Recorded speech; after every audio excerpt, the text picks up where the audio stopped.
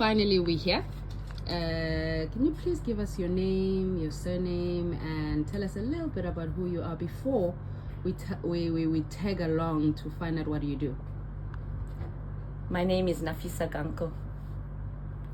I am a mother, a divorced woman, and I'm a lover. There's so much to say about myself. Maybe I'll be bragging, but the truth of the matter is, who knows me, know me. I say it like it is. You don't like it, it's not okay. It's okay. I only tell the truth about what I need to say. And I am a mother of 2 children, lost one, would have been 3, and then adopted one, which I come back to 3.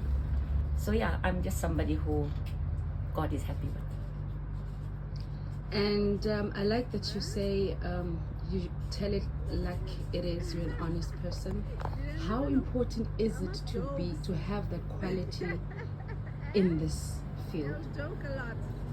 It saves you embarrassment. It saves you jail time. It saves you your name. In this job of mine, my name is so important that they could rather say I'm nasty on the road, but I'm nasty for the wrong you do. And most of all, I think my respect and honesty plays a very important role in this job. How long have you been in this job, and tell us how has it been for you? Oh my goodness, I've been in this job since forever. I was employed at the municipality in 1993.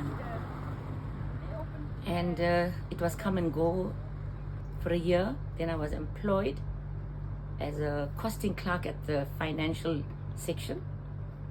And then there was a post open here for a law enforcement clerk, and I applied for it. And I spoke all the Fanagalo Afrikaans, Fanagalo Zulu, Fanagalo, anything that they questioned me, but my English was Woolworth's worth, you know. And then I'm 30 years on this ground, 30 whole years on this ground at traffic.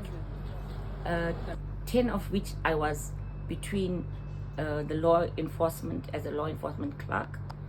Then I worked around the DLTC, which is the driver's license section, the MLB, which is the motor license bureau section.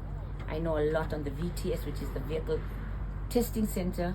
I just know everything on traffic. Yeah.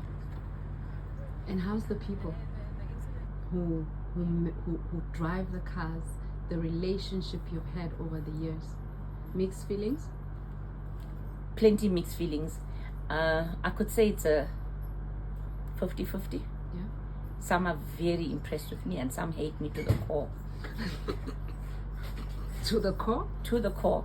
All because they do it wrong. Yeah. And it comes with the territory. Yeah. You know? So also, I'm not here to impress anybody. I'm just here to do my job. So, and doing my job brings my bread home. So you meet people from different races, different walks of life, different mood swings, different driving skills. Every day is just different. There's not one day that I can say I had the same thing yesterday and I'm having it today. Yeah. But I go home with a happy heart. Is that when I asked God for this job, I said I will send one child more than anything else home safely, as I lost my child in a car accident. Would you say that's been your driving force to do your job unapologetically and as honestly as you can? That I'll say 500%. Because losing a child isn't easy, but that doesn't mean I must use that as an excuse for anything. It wasn't my wish, it was God's will. And me sending one child home daily safe just brings so much of joy to my heart. Do you feel that you have done that contract of saying, God, if you give me this job, I'll protect kids, just like how I lost mine? Do you feel like that contract has been signed, sealed and delivered, and now you can go home and retire? when it comes to that, it's mixed feelings. Yeah. But God knows that I've done, sealed, and served. He's my request to Him. Yeah. But had it been with Home Affairs and they give me another 5 years, I would have been so happy. Because I just love what I do. Yeah. What are the main issues that you have found that you can share with us in these 30 years that you have been a traffic code? What are the issues that we have as community with cars? Believe me, community with cars believe that they're the kings of the road. Fatalities happen through negligence. You know, a young guy driving a car thinks that I can just do it my way. The Olumkulu forgets that he's got a sight problem and he goes through the red robot and it's a fatality. There's stolen cars on the road. There's reckless drivers, inconsiderate. Then you get the real old Coco who's really now she's doing it right and somebody comes and sidesweeps her. She's crying bitterly. And there's nothing you can do but help her, take her to the police station, do an AR, which is an accident report. And then it goes, the next section from there goes to her a family to help her how they're going to sort this out. There's a lot of red tape for how much more we can do. But daily I try and do the best that I can do. And I've done the best that I could do. And I've done the best that I always wanted to do. I want to leave this job with a legacy saying that Nafisa was a legend. So, I mean, we're going to know more about you in these interactions we're going to have together. But walk us through a day in a life where you're having a roadblock. What does it look like? Oh, it's very exciting. You know, we have different role players. And in and on that day, you also meet mad people, mad drivers, negligent drivers, disrespectful drivers. And then you find there's these lovely people.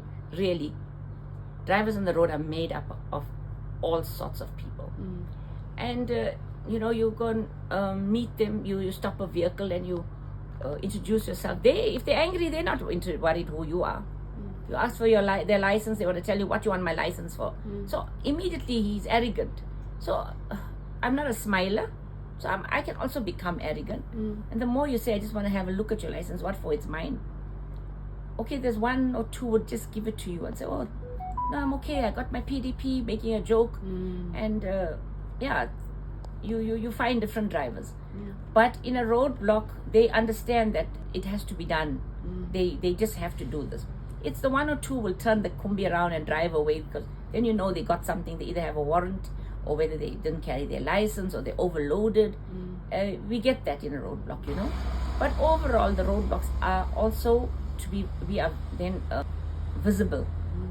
You know, people light each other up and say there's something happening in the front. So you see them, they come back with their seat belts on. The people are sitting nicely. The music is off. They like well behaved. So also that makes you know that you are visible and that you've made an impact just parking your cars out there and stopping them and checking on them. Okay. Lastly, what would you want community to know as you leave or go to retirement? Any warnings, any pleas that you would want to, put across? To the community at large, I want to say thank you to all the people that I've worked with, whether I had good times or bad times with you. But I just want you to know that life out there on the road isn't easy. The tar can play a different game on you. You can flip your car, you can slit your car, you can even die on the road. And it's like 2 seconds of your time and you're over. I just want the community to know, as Nafiza Gunkel of Escort, I've done my best. I've run my race and I'm ready to hand my baton over. And all I would like you all to know is that I came out and I made a difference. I also was the first female officer for Escort, and I'm also leaving as the first female of Escort. I'm 65 years old, and I'm so proud to be Nafiza Gunkel. Please show us. We'll follow you as you do your job.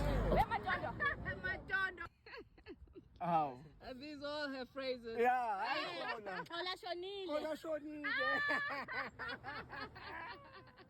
Hola Shonile. Hola Shonile.